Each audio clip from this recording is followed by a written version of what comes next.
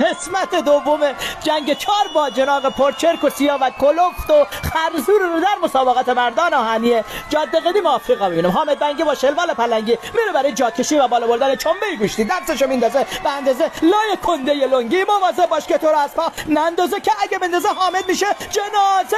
حامد قرازه که زبونش همیشه درازه، زارتش به در میزنه و انصراف میده. وای بر من. شرکت کننده بعدی مجید تراشکار میره زیر کار برای بلند کردن بشکه روغن سوخته 1700 کیلویی. اگه بلند بکنه ای دنبه 150 کیلویی به بلبلت قسم که میتونی بلند کنی. مجید دستم به جیجید آبرومان رفت پیچه آبجی. مجید گاردون کج میکنه و انصراف میده. بگردم برارم سعید گیری بکساز که همیشه با پیکنیک بزنه ساز. اگه این بخچه لحافت 250,000 تونی ره ببره رو کتا، شب بره به خانه لحافت پن میکنه تو آشپزخانه. وزن این کنده بره سعید حکم وزن گیری بکس توی تایلوکس داره. حالا سعید ورقلم به پنجه بزنه به دنبه قنبل چغر کمر همه شکسته.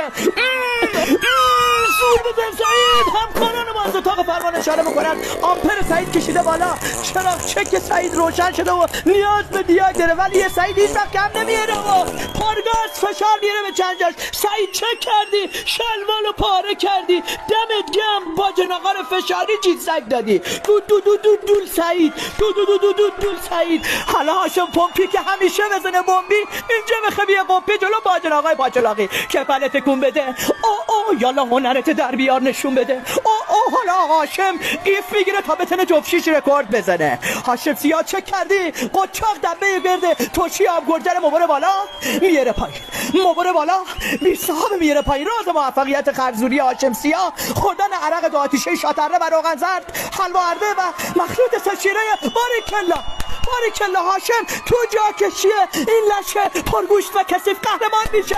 مسو قهرمانی رو تقدیم میکنه به رونالدو.